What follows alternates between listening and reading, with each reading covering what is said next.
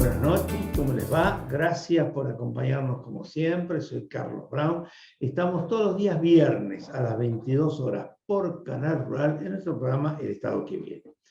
Y hoy creo que vamos a tener una charla muy interesante, un programa importante para todos ustedes, que se vincula con la cuestión de la salud, algo que nos preocupa, y más en esta época donde el invierno se acerca rápidamente, donde ya empiezan los primeros fríos, donde nos empezamos a asustar de vuelta, porque parece que este tema del COVID otra vez nos quiere dar un susto, por lo menos por los comunicados y las charlas que mencionan las autoridades de salud. Y bueno, estamos ahí mirando con mucho cuidado la salud nuestra, la salud de los chicos y todas las cosas que nos van pasando para que podamos andar de la mejor manera posible. Y hoy vamos a tener un médico pediatra, Gastón Valverde. ¿Cómo te va? Un gusto saludarte. ¿Qué tal? Mucho gusto. Gracias por la invitación. No, gracias a vos por participar. Como lo dije, médico pediatra, tenés un posgrado de Dirección y Gestión de Empresas de Salud, sos director médico y comercial de Innovat, y básicamente la tarea que vos realizás se vincula en innovación y desafíos con relación a la industria farmacéutica, ¿correcto? Correcto. Sí, sí. Innovamed es la empresa. Nos dedicamos a desarrollar soluciones relacionadas con tecnología y acceso a la salud. Tenemos un poco más de 8 años ya de experiencia. Desarrollamos plataformas en versión app, en versión desktop para computadora. Apuntamos mucho a lo que es el acceso desde lo que es el profesional médico, dándole herramientas al profesional médico para que pueda, digamos, trabajar de una manera más ordenada, digitalizarse, para poder ofrecer servicios a través de telemedicina y también para tener un contacto de seguimiento de los pacientes que a veces no pueden concurrir al consultorio. Lo que pasó en la cuarentena, quedó en evidencia esa necesidad de ofrecer tecnología para acceder a la salud, lo mismo en lo que implica a lo que es el seguimiento y toma de adherencia de medicamentos de pacientes crónicos, ¿no es cierto? O sea, lo que pasó en el 2020, y la verdad es que gracias a esa resolución que permitió el envío de recetas en forma digital, ayudó a acelerar ese proceso de generar una receta realmente electrónica, donde un médico, indistintamente de donde esté atendiendo, puede generar una indicación médica, un envío de una receta, y que el paciente pueda consumir esa receta en cualquier farmacia del país, ¿no? Y toda esa información transmitida en forma segura y confiable, y que no pueda ser reutilizada, sobre todo. ¿No es cierto? Que es un documento muy importante, sensible, y esto da sin duda acceso a la salud. Gastón, yo al principio de la charla hacía una mención a los sustos que nos pasan, ¿no? A los comunes, con respecto al tema salud. Y particularmente en esta época del año que viene el invierno y donde, viendo lo que nos pasó en el 2020 y también en el 2021, de a poquito nos empezamos a asustar con el tema COVID, con el tema de la gripe y otra cantidad de cuestiones que son complejas, son difíciles, y como vos muy bien decías, ¿no? Exigen a veces cambios trascendentes, porque ya no vamos tanto al médico, ya no vamos tanto a los centros médicos. ¿Cómo ves esta situación en este año, en el 2022? A ver, sin duda el cimbronazo que nos pegó el coronavirus nos hizo aprender a todos, digamos, cómo dar ese salto o esa transformación que es necesaria, digamos, para brindar servicios, ¿no? Y dar acceso de vuelta a un cliente, a un paciente, digamos, indistintamente del área y la industria donde tengamos contacto. Hoy corremos con una ventaja, digamos, a diferencia de lo que es el 2020, que es lo que es la curva de adopción en la tecnología, que es algo que, digamos, si uno no tiene un efecto externo, como bien decías vos, si no hay una transformación cultural, digamos, que impulse esto, es difícil, digamos, y esto sucedió en un montón de ámbitos. O sea, en en lo que son las billeteras de pago digitales. Hoy vas a un kiosco y con un celular estás pagando un caramelo, ¿no es cierto? O sea, y eso, antes del 2020 la gente ni siquiera en un kiosco tenían ese QR para que vos pudieras pagar, ¿no? Bueno, esos saltos tecnológicos que se pegaron gracias a la pandemia son una gran ventaja, digamos, a lo que nos espera este 2022 o en los nuevos desafíos que tengamos. Porque sin duda la tecnología, digamos, acerca y rompe fronteras y da mayor servicio. O sea, vos pensás que con lo que nos pasó, con la experiencia que tuvimos, con los cambios que se dieron, por más que viniera otra vez una situación parecida, uno visualiza lo que pasó en Europa, ¿no? Concretamente, o en algunos países de Asia. Vino el frío y otra vez cundió el pánico, ¿no? Pero vos pensás que con la experiencia que hemos vivido, con el tema de lo virtual, la caída de lo presencial, ¿podemos imaginar una cosa distinta? Yo creo que sí, yo creo que digamos, el impacto del confinamiento, digamos, abarcó varios ámbitos, la educación, por ejemplo, la educación a distancia, el trabajo híbrido, ¿no? O el trabajo a distancia. Creo que eso, digamos, generó un impacto, digamos, cultural y se vio a fuerza bruta, digamos, que hay otras maneras de ofrecer servicios, educación, trabajo, y esto es un cambio que sin duda vino un poco para quedarse, digamos, no hacia una digitalización o una virtualización total de las cosas, porque incluso en salud uno puede hacer una consulta por telemedicina y eso no reemplaza una revisación médica, ¿cierto? Eso no reemplaza una ocultación de una espalda. Imagínense escuchar una espalda de un niño a través de una cámara, es un poquito difícil, por lo cual, sin duda, son herramientas complementarias y esto aplica a esta realidad más híbrida, digamos, y creo que, digamos, eso, este salto en adopción tecnológica es muy favorable. Gastón, vamos a ir a nuestro primer corte y continuamos. Y ahora yo quisiera en el próximo bloque que hablemos un poco de este tema de la innovación que vos creo que planteás permanentemente con los temas digitales en la industria farmacéutica. Adelante, señor director.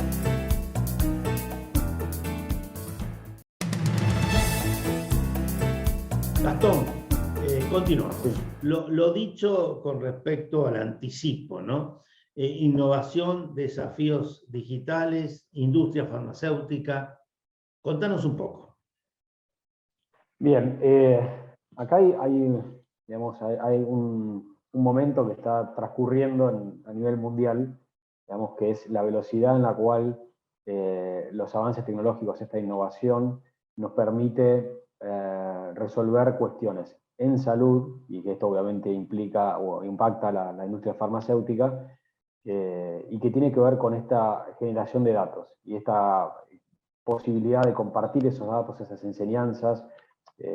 Un ejemplo concreto es justamente el coronavirus, ¿no es cierto? La velocidad con la cual se pudo desarrollar vacunas, múltiples vacunas relacionadas con un virus que al principio ni siquiera se sabía qué impacto podía tener, es una clara demostración de innovación, de conseguir datos en pocos días. Ese virus ya estaba secuenciado genómicamente y en pocos días ya se estaban haciendo pruebas de vacunas sobre ese virus. ¿Sí? O sea, y esto es algo inédito en la historia de la humanidad, ¿no es cierto? Y esto tiene que ver y aplica hacia lo que es investigación médica, investigación terapéutica e investigación de desarrollo de moléculas o de vacunas relacionadas con tratamientos médicos. ¿Sí? Esto es algo que es realmente vertiginosa la velocidad en lo que se está sucediendo. Habitualmente, creo que todos estuvimos leyendo muchísimo más de salud de lo que estábamos acostumbrados y escuchamos las vacunas están en etapas preclínicas, las vacunas están en fase 2, fase 3, etcétera, ¿no? Lo que sucede con esta manera de compartir datos de evolución, con compartir estadios de investigación con distintos grupos de trabajo en distintas partes del mundo, y agregándole a eso tecnología, lo que es inteligencia artificial, procesamiento de datos, para que esos datos tengan realmente un impacto en los tratamientos y en la salud de las personas, hacen que ciertos algoritmos, ¿sí?, matemáticos, nos den información de una manera mucho más rápida en lo que es el procesamiento de datos. Uno imagínense que la cantidad de datos que se generan en estos ensayos clínicos, ¿no? Poder tener 100 grupos de investigación en distintas partes del mundo compartiendo datos y aplicando estos algoritmos hace que la velocidad al resultado final sea mucho más corta. ¿Sí? El tiempo es mucho más corto. Entonces, un estudio que antes tardaba 5 años en hacerse, hoy puede tardar 8 meses. ¿Sí? Entonces, esto realmente impacta en el acceso y en la generación de nuevas moléculas y de nuevas vacunas, como por ejemplo en el coronavirus, y es algo muy, la verdad que genera mucho entusiasmo en el ámbito médico. A ver si yo te he entendido, ¿no? O sea, vos decís que la velocidad que hay en toda la nueva tecnología y evidentemente un trabajo mancomunado que normalmente antes no se veía, Correcto. ha permitido que haya una respuesta muy rápida y muy eficiente. En el caso concreto fue el COVID. Ahora, ¿eso podemos hablar de que se puede continuar sin todas estas cuestiones de los cuidados que tienen los distintos laboratorios, que trabajan muchos de ellos por separado, con respecto a las enfermedades en general? ¿Esto es que se ha roto una barrera? Sin duda, sin duda. Acá, digamos, acá la diferencia está que empezaron a aparecer nuevas empresas, donde las empresas de tecnología empiezan a tener un rol muy importante en la investigación y el desarrollo de los medicamentos. ¿Sí? Antes, cada laboratorio tenía su oficina, si se quiere, de investigación y desarrollo, departamentos enteros, edificios enteros en algunos lugares del mundo. Bueno, hoy, digamos, todas esas empresas, todos esos laboratorios, contrataban distintas empresas que lo que hacían era reclutar pacientes para ensayos clínicos, para probar medicamentos, etc. Ahora esas empresas que reclutaban pacientes, lo que están haciendo es brindando tecnología, es brindando esta integración de datos de muchísimas más fuentes de las que antes podían acceder. ¿Sí? Hoy acceden, en vez de ir a un hospital a golpear una puerta, es decir, necesito que los pacientes renales se puedan agregar, obviamente con consentimiento informado y con todos los derechos propios del paciente, van agregando pacientes a estudios clínicos. Imagínense eso potenciado a nivel mundial, ¿no es cierto? Donde una compañía que antes reclutaba pacientes en relación con un centro médico cercano, si se quiere, a ese laboratorio, hoy lo puede hacer a nivel internacional. Y esto tiene que ver si acá lo que se está comprando de alguna manera son los datos y el compartir datos de los pacientes, ¿no es cierto? Entonces el rol del paciente realmente cambia en este momento y el rol de los que son los proveedores de la información de los pacientes mutó desde lo que era algo artesanal a algo tecnológico. Ahora, ¿cómo funciona esto con un viejo planteo de los laboratorios que tuvo inclusive implicancias desde el punto de vista de la competencia internacional muy fuerte, que son las patentes, ¿no? O sea, los laboratorios toda la vida, eso yo lo he escuchado, lo he visto, lo hemos observado en los ámbitos públicos, la problemática de las patentes, ¿no? ¿Cómo funciona esto con esta nueva circunstancia que vos estás planteando, que es la vinculación y el trabajo conjunto? ¿Se puede ser? ¿Puede funcionar esto? Sí, a ver, en líneas generales, cuando se aborda una línea terapéutica específica o una línea de investigación específica, hacia una molécula específica, digamos, eso sigue perteneciendo a un laboratorio. Ese laboratorio invierte sobre lo que es la búsqueda de datos, ¿no?, con estas empresas que mencionaba antes, y se mantiene la confidencialidad. Digamos, no significa que si puede obtener datos de cualquier lugar del mundo, esos datos van a ser compartidos. ¿Sí? Van a seguir estando dentro del ámbito que ese laboratorio está investigando y en vez de ser una población física a la que está involucrando, es una población digital, si se quiere, pero sigue estando enmarcado dentro de lo que es esa confidencialidad hacia la búsqueda de una patente específica. Después, si hay laboratorios que trabajan en forma conjunta y producen una parte de un medicamento uno y otra parte de un medicamento el otro. Eso también existe, pero en líneas generales lo que es la propiedad de esas patentes, eso sigue más o menos el mismo rumbo de antes.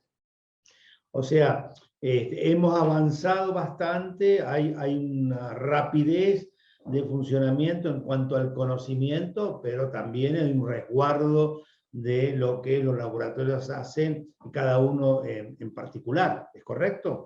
Y sí, mirá el ejemplo de las vacunas. O sea, el ejemplo de las vacunas, vos tenés una vacuna de un laboratorio, otra vacuna de otro laboratorio, otra vacuna de otro laboratorio, con distintas tecnologías, con distintas plataformas sobre las que se fueron trabajando esas vacunas, y hoy tenés disponibles, no sé, por lo menos 10 tipos de vacunas distintas contra el coronavirus.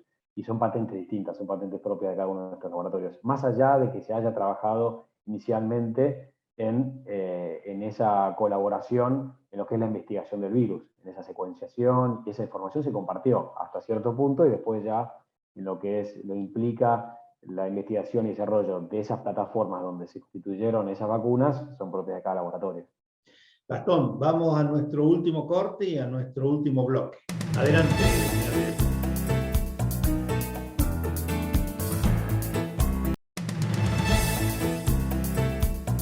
Gastón, en este último bloque a mí me gustaría mirar el futuro, ¿no? O sea, está claro que los laboratorios, la medicina en general, ha tenido una respuesta fantástica en un tema que apareció de la noche a la mañana, como fue el COVID, ¿no? En un periodo de tiempo muy corto, aparecieron, vos lo decías recién, más de 10 vacunas diferentes, y hoy estamos cubiertos. En la Argentina todos tenemos 3, muchos tenemos 4 vacunas ya dadas, hay provisión de vacunas sin ningún tipo de inconveniente, de distintas marcas, de distintos laboratorios y de distintos orígenes.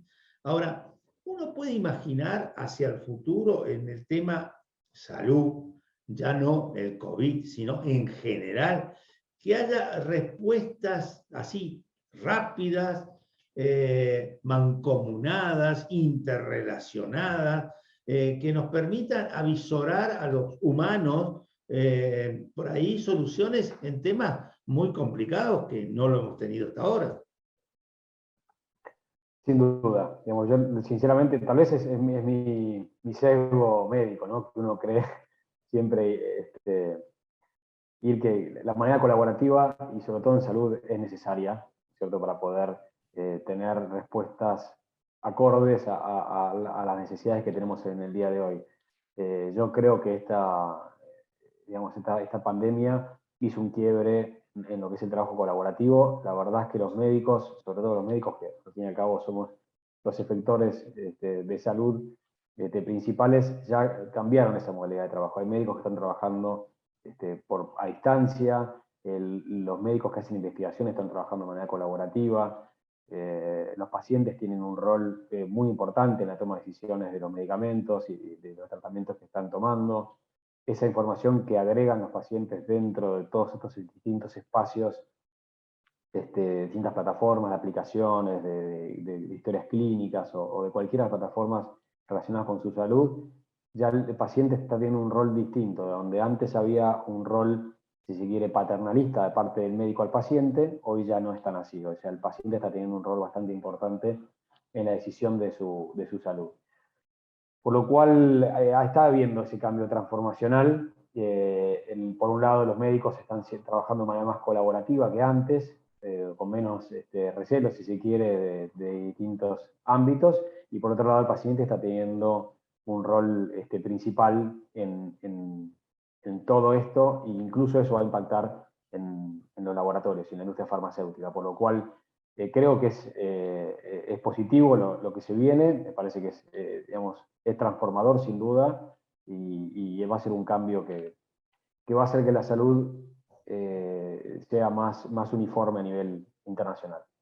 Podríamos decir entonces que la investigación que se produce en un lugar determinado del planeta, que ahora se multiplica a través de los sistemas de comunicación, de información, de Internet que todos tenemos, y que llegan a distintos lugares, distintos ámbitos, puede llegar a posibilitar en un planteo diferente nacido a partir del COVID, en un planteo diferente, puede llegar a pasar que haya respuestas, no digo milagrosas, porque no es la palabra, pero digamos, respuestas más rápidas? Sin duda. O sea, parece milagroso, la verdad. O sea, no está mal lo que está diciendo, parece milagroso. La verdad es que el efecto que tienen, o sea, pensar, digamos, hace varios años, no sé si habrá sido hace más o menos 20 años que se hizo la primera secuenciación genómica, no sé si alguien podría vislumbrar el efecto que eso iba a tener en el impacto de la salud de las personas, ¿no es cierto? O sea, la cantidad de información que contiene un ADN de una persona en ese momento no se podía procesar. Digamos, no había tecnología suficiente para poder procesarla y agregarle las distintas variables que hoy se pueden hacer.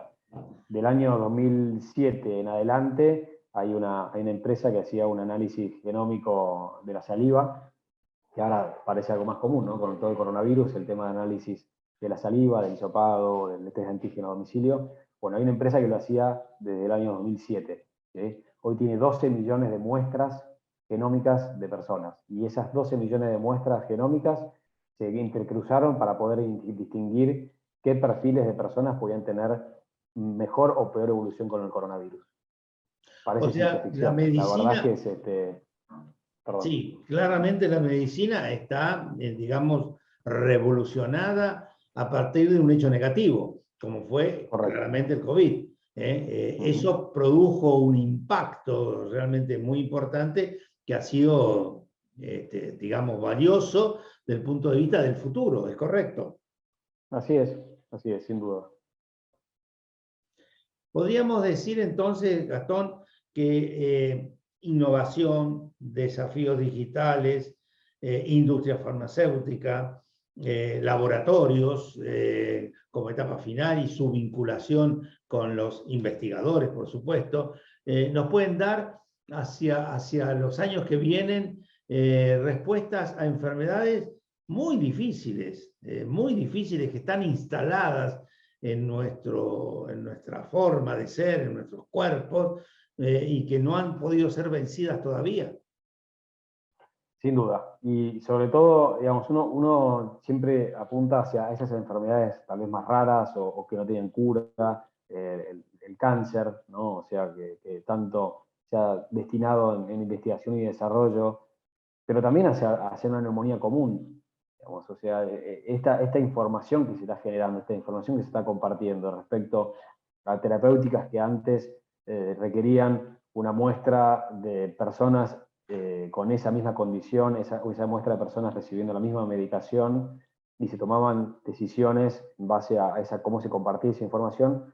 Imagínense eso de lo que es pasar de papel a lo que es pasar digital. Digamos, hay un procesamiento de información y una cantidad de muestras muchísimo más amplia como para tomar decisiones. Entonces no aplica solamente a enfermedades raras o enfermedades donde tal vez no teníamos un norte hacia dónde hacer tratamientos. Esto también aplica a enfermedades sencillas. ¿Sí?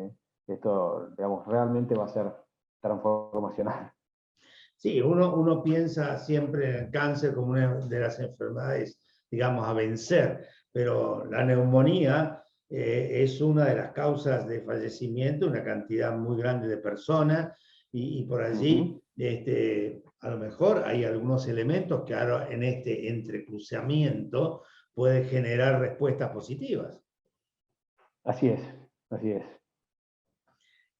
Gastón, realmente muy interesante la charla que hemos tenido. Creo que muchas de las personas que nos siguen desde hace mucho tiempo con esta conversación van a estar muy contentos y te agradecemos profundamente este trabajo y que sigan los médicos y que sigan los laboratorios tomando estas cosas modernas que a muchos nos cuesta entender, pero que tienen respuestas muy interesantes.